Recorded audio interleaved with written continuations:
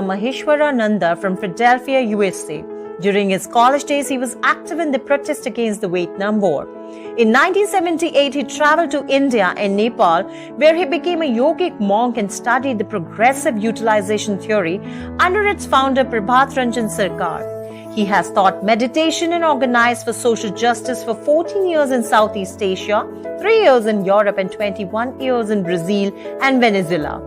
He is the author of 6 books, including After Capitalism, Economic Democracy in Action, and Cooperative Games for the Cooperative World, Facilitating Trust, Communication, and Spiritual Connection. He is the co-author of the Tools to Change the World. He has given hundreds of seminars and workshops around the world at international conferences, colleges, high schools, cooperatives, yoga centers, and prisons about social activism and spiritual transformation. He speaks Portuguese, Spanish, and English as well.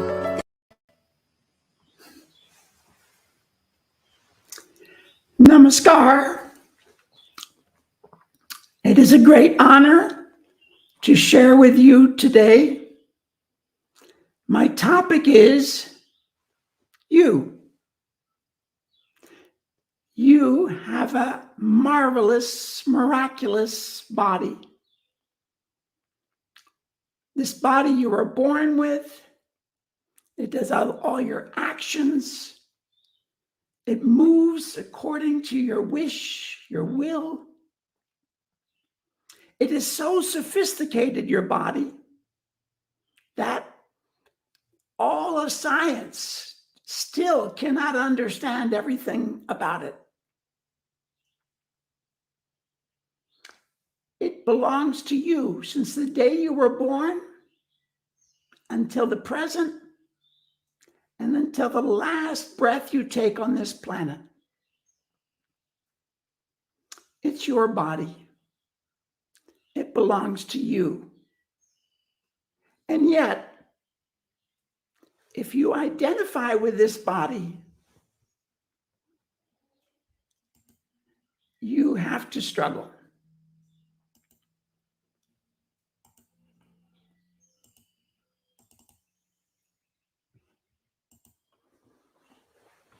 Abhinivesa means self-obsession or clinging to life.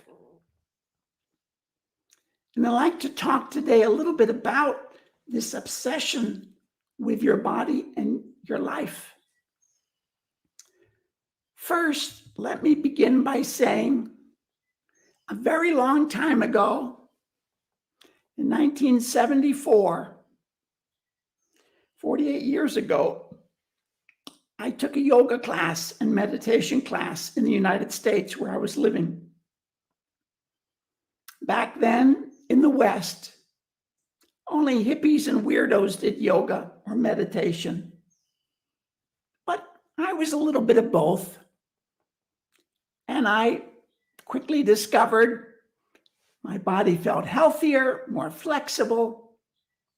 I felt more peace, more happiness, more love than I ever dreamed possible. So when I was 24, I went to India and trained as a monk, a sannyasi of Ananda Marga under Prabhat Ranjan Sarkar, founder of Ananda Marga, the path of bliss. So to understand what is Abhinivesa, this obsession with the body, there's a beautiful poem by Rumi, 13th century Persian mystic poet. For millions of years, I was a rock. Then I died and became a plant. For thousands of years, I lived as a plant. Then I died and became an animal. For thousands of years, I lived as an animal. Then I died and became a human. Tell me, what have I ever lost by dying?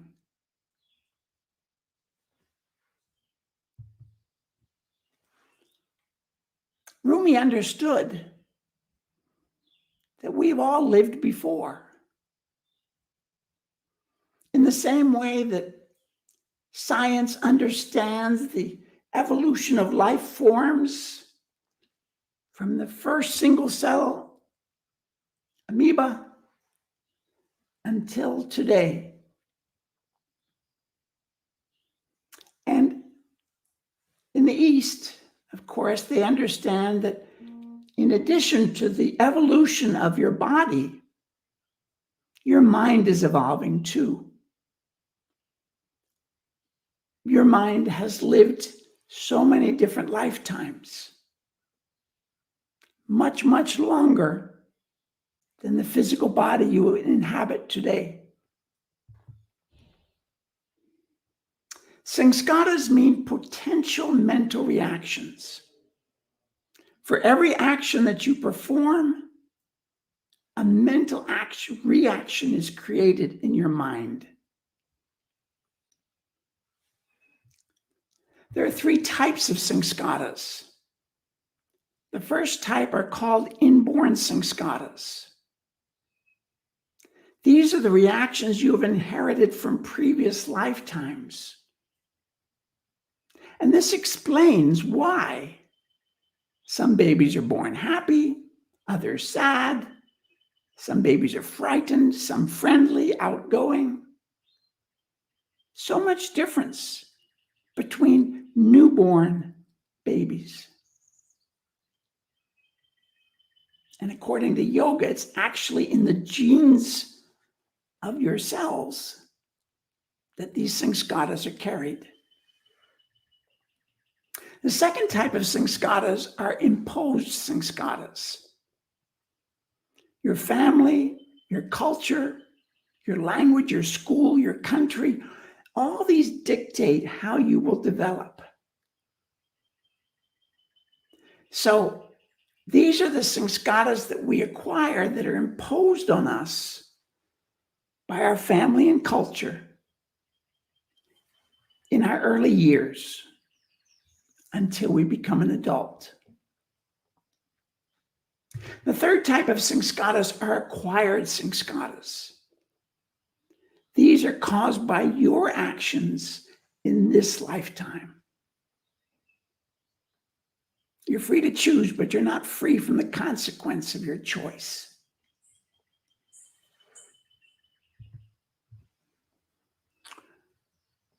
I would propose that life gives meaning to death, and death gives meaning to life. It explains and it gives purpose to our lives. The Tantric view of death, of course, is that vital energy, prana, leaves the body at the time of death. Because the link between the body and the mind is broken. If the body is broken and can no longer live, then the mind leaves. Sometimes it can also be that the mind receives such a tremendous shock that it causes death too. Terribly bad news, even terribly good news, can sometimes shock a person so much that they die. But death is not painful. It's like changing your shirt. So why be attached to this body and this life? After death, as you think, so you become. The mind and its reactions, sanskatas, float in space until they enter a fetus with a similar makeup. So this means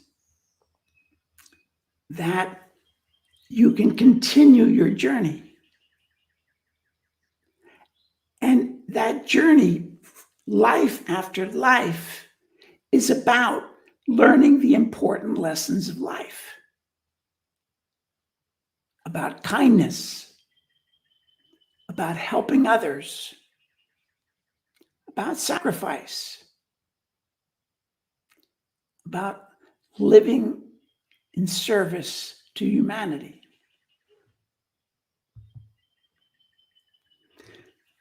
The science of Sanskatas and reincarnation explains why some children are born as geniuses, brilliant in certain fields, in music or mathematics or anything.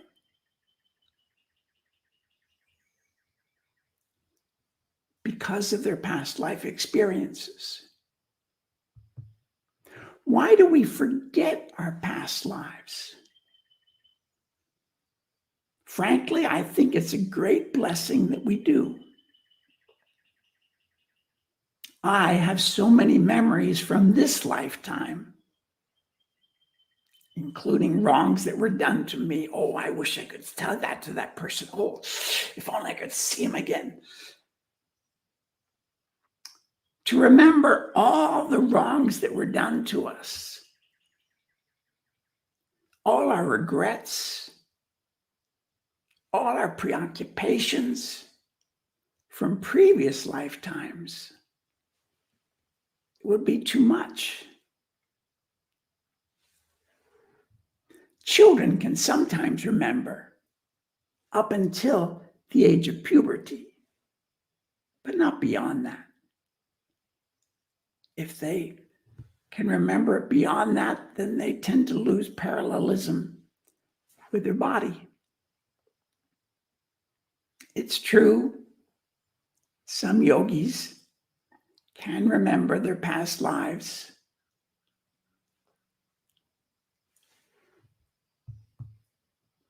So that's often called the law of karma. Karma literally means action, but it's a law of nature. One's reactions determine your next reincarnation. The little boy says to the old man, yeah, well, I didn't believe in reincarnation when I was your age either.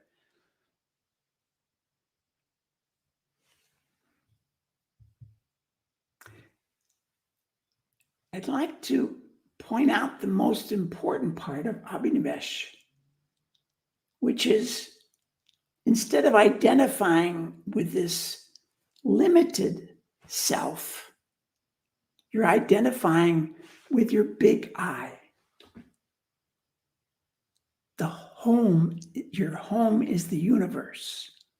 One of the greatest benefits I got from meditation when I was first starting, wherever I traveled, I felt I was home. To this day, I've lived in 32 different countries for at least a month, many years, and wherever I go, I feel I'm home. All human beings are our sisters and brothers. And humans, animals, plants, the water, the earth, the sky. This is our family. And you are the beloved child, the beloved daughter or son of the Supreme Consciousness. You are never alone or helpless. The force that guides the stars guides you too. I heard this when I was starting and wondered, is it even possible that a consciousness so vast can know who I am?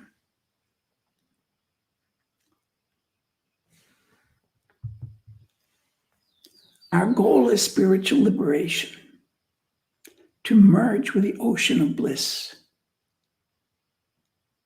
To do that, we need to meditate. Meditation on our spiritual identity is crucial, because what you think, so you become. By identifying on our big self, we become that. This body, it's temporary. It's a gift. We use it, we take care of it, we treat it as a temple, but it's just passing. Our soul is a perfect reflection of the Supreme Soul, Paramatman, a reflection, always perfect.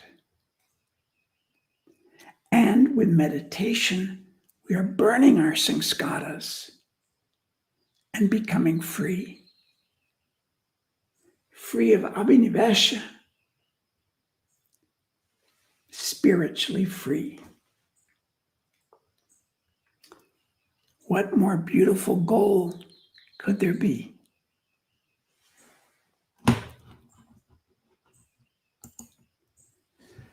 Thank you very much, and namaskar. Thank you very much, Dada Maheshvarananda ji. So blissful it was listening to you, and the way you introduced this difficult topic of Abhinivesa, the simplicity with which you introduced this topic, that this body is the temple, and I am the traveler with many sanskaras, janma sanskaras, pitra sanskaras, karma sanskaras, and then, as you said, that when we die, then the vital body leaves the physical body.